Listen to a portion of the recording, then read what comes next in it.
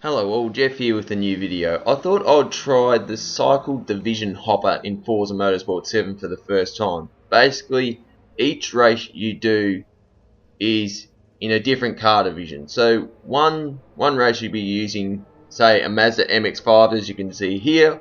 Next race you could be using a Formula 1 car. Next race you could be using an SUV. So let's have a look and see what the fuss is about. So, first race, Birth of Grand Prix, Circuit de Catalunya full in the Ferrari 375.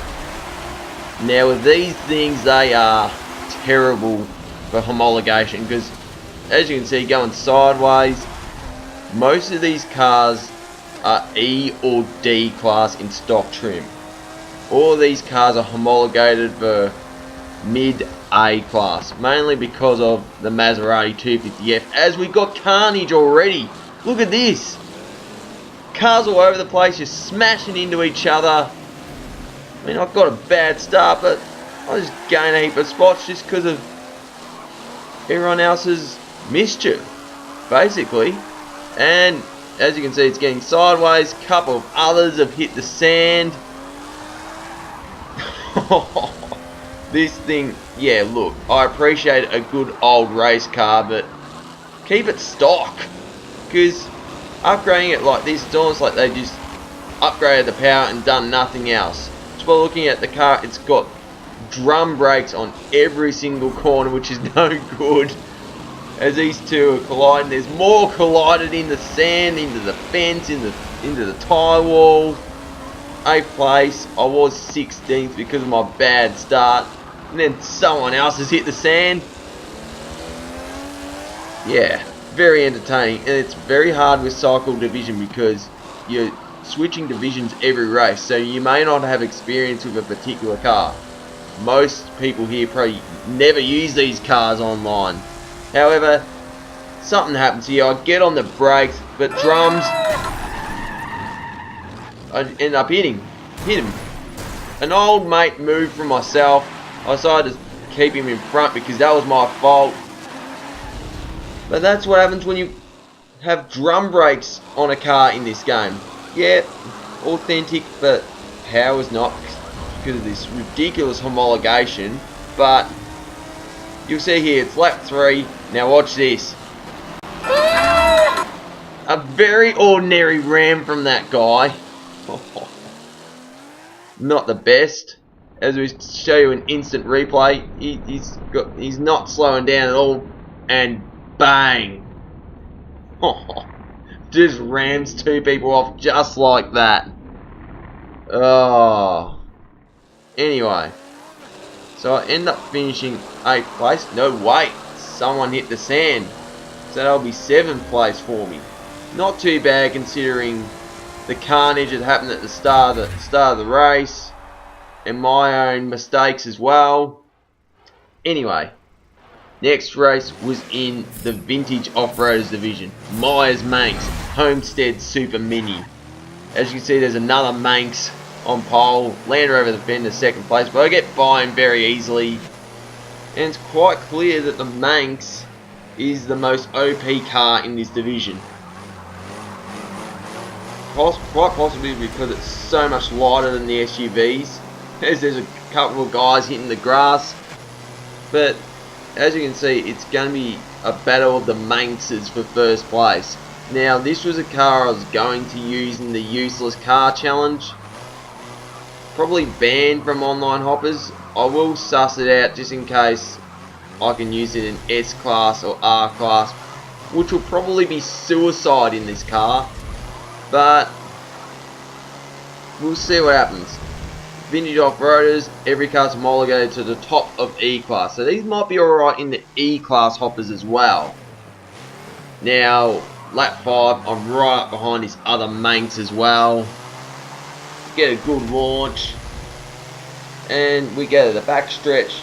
As you can see, there's only 10 cars here, but look, tiny track, you wouldn't want 24 here. As I get by the other Manx very easily, to be honest. So again, to this section, very easy to miss this corner because you think you're going straight ahead and back to the actual front straight, but not the case with the Super Mini circuit. But that was all she wrote. A win for me in Cycle Division. First win in Cycle Division, so not bad at all.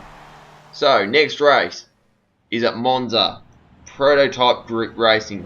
Nissan R382. I'm starting on pole thanks to my win just before. And the Penske Lola gets off to a really good start. And you'll see almost every other car in this race is a Ferrari, like the 330 P4. As we go into Red Filio, of course this is going to happen. Absolute carnage. Welcome to a new episode of CSI Monza. As, yeah, 10th out of 12 places. However, it's not over. Curva Grande.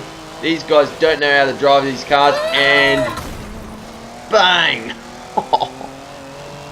That Lola just stopped in the middle of the road. The McLaren, I think it was, had nowhere else to go, so he's basically doing 220 and all of a sudden 0 Ks.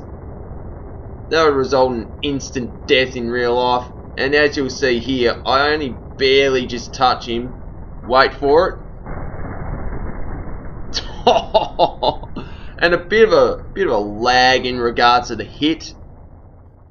Look, there was not much you can do there when the carnage already started before.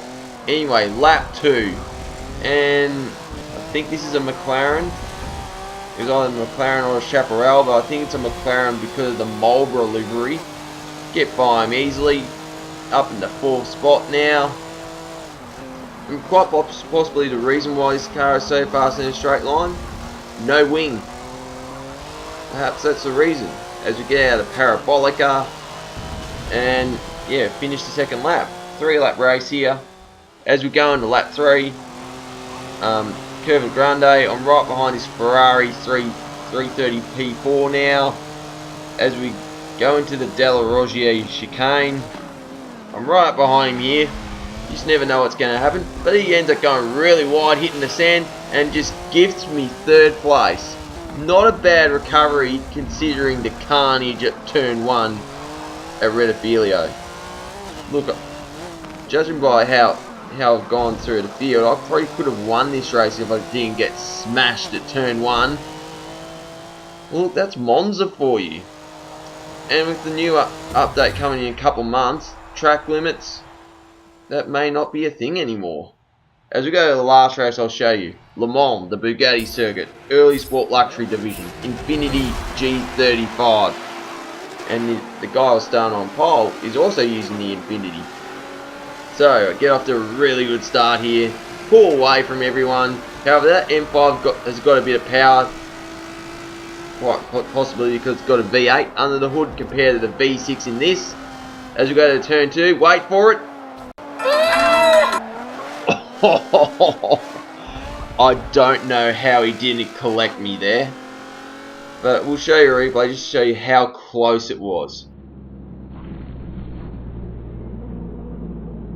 Oh, barely anything in it. So, as we continue lap 1, I go a little wide here, and the Infiniti just tags me. However, he knows he made a mistake. He just keeps me ahead. Good sportsmanship. We need to see more of it, and it will be accepted a lot more in a couple months when we get a new update. Anyway, lap 3 of 3, and as you can see, I've got a very large lead now. I'll show you the end of the race just because if you're not familiar with the Le Mans Bugatti circuit, it's basically the Le Mans Grand Prix circuit.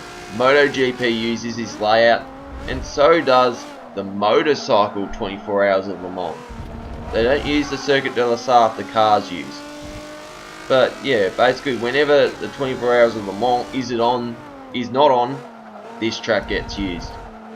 Still, it's not bad of a track, but we obviously prefer Mulsanne straight and all that. But look, it's a pretty good circuit, and I decided to do a little bit of drifting in this thing.